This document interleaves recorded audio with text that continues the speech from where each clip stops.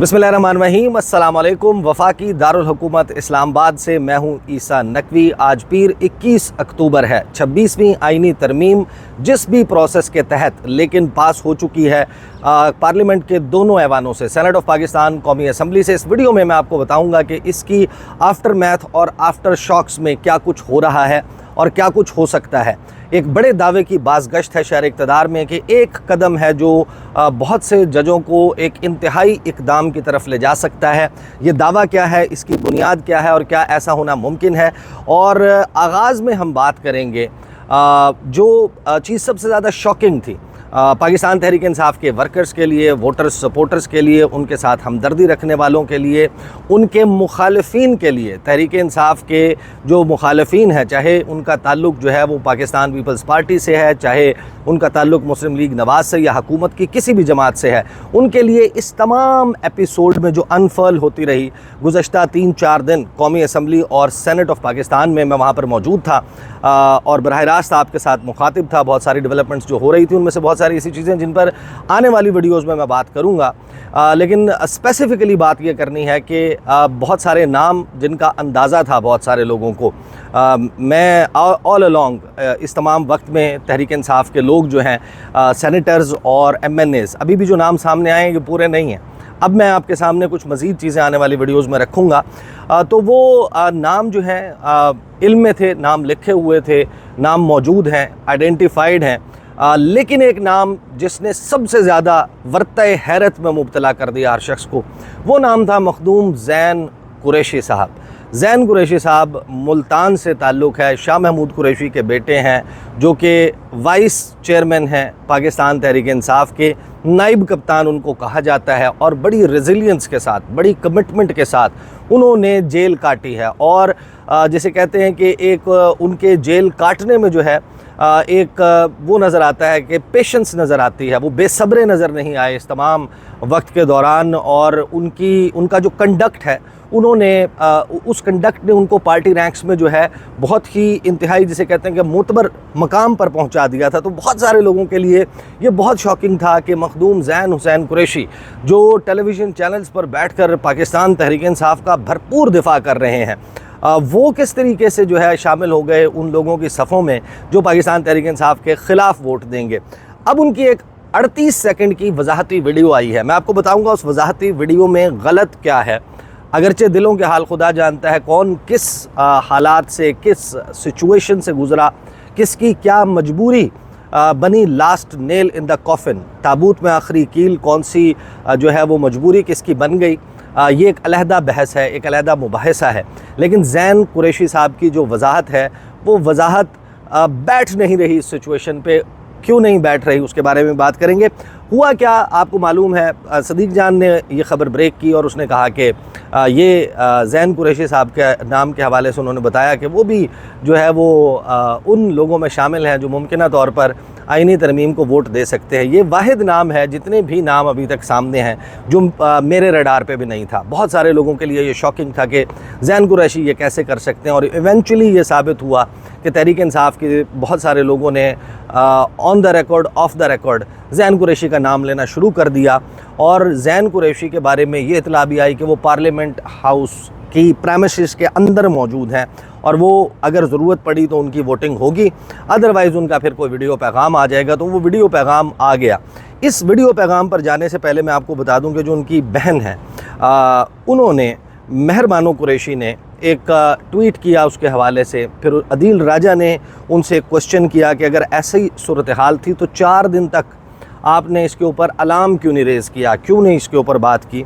तो मेहर बानो कुरैशी ने कहा कि हमें तशवीश की कोई वजह नहीं थी, हम इस वजह से इसके ऊपर कंसर्न नहीं थे, कंसर्न शो नहीं किया कि ज़ैन कुरैशी जो हैं वो गायब हैं, नज़र नहीं आ रहे। उन्होंने कहा कि हमें तशवीश की कोई वजह नहीं थी क्योंकि ज़ैन को उस दिन अंडरग्राउंड जाने को कहा गया था। बाबा की तरफ से वाज़े हिदायत, कुदरती तौर पर मैंने सोचा कि उसने ऐसा ही किया है।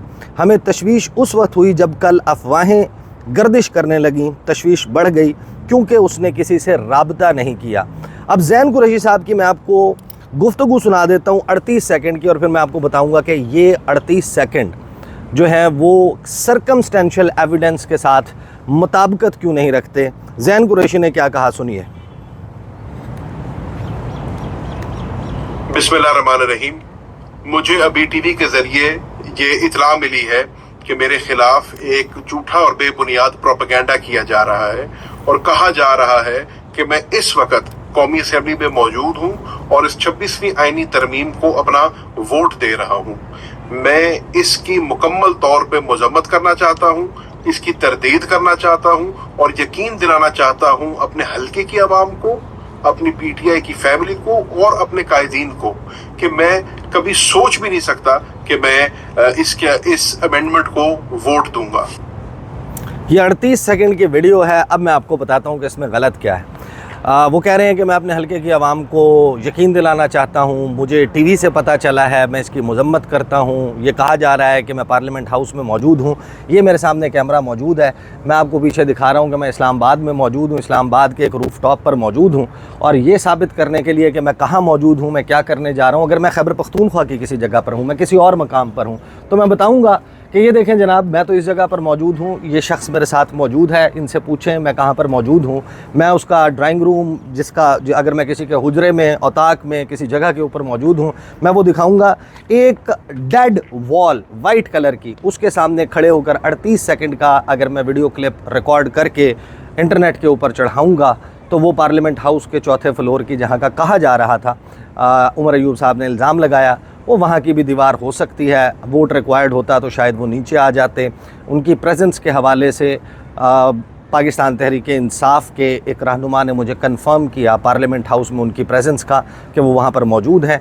और ज़ैन कुरैशी साहब का बयान जो है वो एक दीवार के सामने एक मखसूस किस्म की रोशनी में लेफ़्ट राइट, जहाँ पर ना कोई तस्वीर नज़र आ रही है, ना कोई कमरा नज़र आ रहा है, ना कोई और शख्स नज़र आ रहा है, अगर वो अपनी आज़ाद हैसियत में किसी मकाम के ऊपर मौजूद होते, वो कैमरा घुमाते, उसी वक्त दिखाते कि आप जिस वक्त बात कर रहे हैं कि मैं जो है वो पार्लियामेंट हाउस में मौजूद हूँ, तो ये देखें मेरे पीछे जो है वो फ़लाँ शहर के मनाजिर, फ़लाँ देहात के मनाजिर, फ़लाँ जो है वो पहाड़ी सिलसिला जो है वो आपको नज़र आ रहा है, या फ़लाँ दरिया के किनारे में बैठा हुआ हूँ। तो ज़ैन कुरैशी साहब की ये जो तरदीद आई है, मजम्मत आई है, इवेंचुअली मैं जज नहीं हूँ, आई एम नॉट जजिंग, मैं इसके ऊपर फ़ैसला सादर नहीं कर रहा। लेकिन जब मैं इस वीडियो को देखता हूँ तो मेरा ये जो लोगों का शक का इजहार है वो यकीन में बदल जाता है कि अगर आपने इसकी तरदीद करनी थी तो 38 सेकंड से ज़्यादा गुफ्तगू कर सकते थे, किसी टीवी चैनल पर अपेयर हो सकते थे, स्काइप के ज़रिए आ सकते थे और इस वीडियो में जो है अपना हदूद अरबा दिखा सकते थे। आजकल तो गैजेट्स का ज़माना है, अपनी लोकेशन शेयर कर सकते थे, लाइव लोकेशन शेयर कर सकते थे, अपने मोबाइल फ़ोन नहीं किसी और के मोबाइल फ़ोन से वीडियो कॉल करके अपनी लीडरशिप को जो है, क्योंकि जो लोग कौमी असम्बली में मौजूद थे, जो लोग अदरवाइज़ पाकिस्तान तहरीक इंसाफ के लोग खैबर पख्तूनख्वा में मौजूद थे, मेरा मुतअद्दिद के साथ, मैं एक दो की बात नहीं कर रहा, 1 दर्जन से ज़ायद लोगों के साथ टेलीफोन के ऊपर राब्ता था। कौन सा शख्स कहाँ मौजूद था, लोकेशन तो ज़ाहिर है कि वो जानबूझकर उन्होंने सबने कंसील की हुई थी, लेकिन वाज़े तौर पर पता चलता था कि कौन किसके साथ है, किस मकाम पर है, कहाँ जा रहा है, मूव कर रहा है, कहीं पर मौजूद है। तो ज़ैन कुरैशी साहब की जो तरदीद है, अब पाकिस्तान तहरीक इंसाफ क्या करती है, पाकिस्तान तहरीक इंसाफ जाने, तहरीक इंसाफ के वर्कर्स जाने और ज़ैन कुरैशी साहब जाने। ये जब एक सिंपल जर्नलिस्टिक स्टैंडर्ड्स के ऊपर भी रख कर, मैं जो है वो किसी पुलिस की, किसी इन्वेस्टिगेशन एजेंसी की तहकीकात की बात नहीं कर रहा, लेकिन मैं सिंपल मंतिक, दलील और उसूल की बुनियाद के ऊपर, उन उसूलों के ऊपर अगर मैं परखूँ तो ज़ैन कुरैशी साहब की ये जो तरदीद है ये बड़ी ही जैसे कहते हैं कि कमज़ोर किस्म की तरदीद सामने आई है। अब 26वीं आईनी तरमीम पास हो गई है, सदर पाकिस्तान ने उसके ऊपर दस्तखत कर दिए हैं और 26वीं आईनी तरमीम का नफाज जो है वो शुरू हो चुका है और उसमें सबसे अहम मामला आपको मालूम है कि इसमें अदालती स्ट्रक्चर जो है वो बड़ी हद तक तब्दील होने जा रहा है, पाकिस्तान का निज़ाम अदल, और उसमें जो नए चीफ़ जस्टिस हैं उनकी तैनाती सबसे पहला मामला है जो कि हुकूमत को दरपेश है। इसकी आफ्टर मैथ और आफ्टर शॉक्स जो हैं वो शुरू हो चुके हैं। आफ्टर शॉक्स आएंगे जिस वक्त ये पहली तैनाती हो जाएगी और इसी बुनियाद के ऊपर एक दावा चल रहा है शहर इक़्तिदार की फ़ज़ाओं में, उसकी गूंज है कि अगर कोई गड़बड़ हुई हुकूमत की तरफ से की गई तो फिर आपको जजेस की तरफ से बगावत जो है वो देखने में मिल सकती है। नंबर ऑफ़ जजेस जो है वो जो मेरे पास इतला है वो 12 से ज़ायद है, फ़िल वक्त 12 से ज़ायद है। मैं फिगर मेंशन नहीं कर रहा, जिनके बारे में ये इस वक्त ज़बान ज़द-ए-आम है उन सर्कल्स में जिनको लीगल इन्फॉर्म्ड सर्कल्स कहा जाता है कि मुमकिना तौर पर आपको इस्तीफ़ों की बारिश नज़र आ सकती है। अगर हुकूमत की ये बदनीयती साबित हो गई इस तमाम प्रोसेस में कि नए चीफ़ जस्टिस की तैनाती के लिए जो है वो तरमीम को स्टैम्पीड करके एक प्रोसेस के तहत पास किया गया और काजी फ़ाइज़ ईसा साहब जो हैं उन्होंने अब नए प्रोसेस के तहत 3 नाम देने हैं, वो उसके पाबंद हैं। 3 नाम जो हैं वो चंद घंटे रह गए हैं, उनकी तरफ से भिजवाए जाएंगे और फिर आपको पता है कि जो तकर्रुरी के लिए नाम भेजने के लिए जो 35 घंटे 36 घंटे 35-34 घंटे जो हैं वो बाकी हैं और 3 दिन कबल जो है वो तैनाती होना है। 12 बजे तक वो नाम भेजेंगे। आर्टिकल 175A की ज़ेली शेख 3 के तहत 3 सीनियर जजेस के नाम पार्लिमानी कमेटी को भिजवाएंगे। पार्लिमानी कमेटी 3 जजेस में से 1 जज का तकर्रुर करेगी और फिर उसके बाद ज़ाहिर है कि ये प्रोसेस इस मरतबा के लिए ये रखा गया है, आइंदा के लिए ये डिफरेंट होगा। एंड इन केस में कोई ऐसी चीज़ होती है जो कि किसी अंडरस्टैंडिंग के तहत नहीं होती, तो फिर ये बात एंटिसिपेट की जा रही है कि मुमकिना तौर पर ये हो सकता है जजेस के इस्तीफ़े वाली बात या फिर कोई एक strong reaction, different kind of reaction, मज़ीद खतूत का सिलसिला। और फिर आपको याद है कि जब एक वकला तहरीक चली थी जिसमें उस वक्त के चीफ़ जस्टिस इफ्तिखार चौधरी और लीगल फ्रेटर्निटी के जो स्टॉलवर्ड्स हैं वो जाते थे, कन्वेंशंस होते थे, खिताब होते थे, लॉन्ग मार्च होता था। साइड बाय साइड कुछ डेवलपमेंट्स चल रही हैं, मैं सिर्फ उनको मेंशन कर देता हूँ। आने वाले वीडियोस में इंशाल्लाह तफसील से उन तमाम मामलात के ऊपर बात करूँगा। एक तो इमरान खान साहब ने ज़ाती मौलजीन से तिब्बी मुआयने के लिए अदालत में दरख्वास्त दायर कर दिया है। एक एक्सेस जो है वो अपनी मेडिकल टीम तक मांगा है। जो इसी तरीके से सूरत हाल है वो अब अनफोल्ड होती हुई नज़र आ रही है। पाकिस्तान तहरीक इंसाफ जो है वो अब इस तमाम मामले के ऊपर क्या करेगी, ये एक ट्रिकी सिचुएशन इस वजह से भी है कि जो 5 अरकान जिन्होंने वोट डाले थे सिर्फ वो अरकान हैं जिनके ख़िलाफ़ जो है तहरीक इंसाफ कार्रवाई कर सकती है। आर्टिकल 63A फ्लोर क्रॉसिंग पार्लिमानी पार्टी के डिसीजन के अगेंस्ट वोट डालने पर उनको डीसीट कर सकती है। लेकिन इसमें एक डबल जपर्डी जो है, एक दो तरफ़ा जो है वो एक प्रॉब्लम वो क्रिएट हो गया है। वो प्रॉब्लम क्या है? पाकिस्तान तहरीक इंसाफ ने ऐलान तो कर दिया कि इन सब के ख़िलाफ़ कार्रवाई होगी, इनको डीसीट भी किया जाएगा वगैरह वगैरह, लेकिन इसके करने का क्या नुकसान हो सकता है और ना करने का क्या नुकसान है, वो कुछ चीज़ें हैं जो मैं आपके सामने रखूँगा। और एक personal announcement towards the end of the video कि आपको मालूम है ABN न्यूज़ पे मैं प्रोग्राम किया करता था और आप लोगों को अपने ट्विटर के ज़रिए मैंने इन्फॉर्म किया कि मैंने ABN न्यूज़ जो है वो छोड़ दिया। मैंने जानबूझकर अनाउंसमेंट नहीं की थी क्योंकि मैं ऑलरेडी जो है वो फेज़ में था स्विच करने के। मैं ज्वाइन कर रहा था एक और news organisation news 1।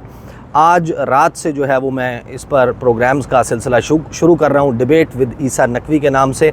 Monday to Thursday जो है 8 से 9 बजे न्यूज़ 1 की स्क्रीन के ऊपर मैं मौजूद होऊंगा। वहाँ पर भी गुफ्तगू का सिलसिला जारी रहेगा। अपने सोशल मीडिया प्लेटफॉर्म से भी आपके सामने चीज़ें जो इस्लामाबाद में और पाकिस्तान से बाहर हो रही हैं वो आपके सामने रखता रहूँगा। आज अपोजिशन लीडर उमर अयूब साहब जो हैं वो मेरे साथ शो में होंगे। उसके बाद वो जो चीज़ें करते हैं, और ज़ाहिर है कि आपको पता है कि कुछ चीज़ें ऑन कैमरा होती हैं, फिर कुछ ऑफ़ कैमरा होती हैं, तो फिर मैं आपके सामने उनकी तफसीलात भी रखूँगा। अब तक के लिए इतना ही, इजाज़त दीजिए। अल्लाह हाफ़िज़।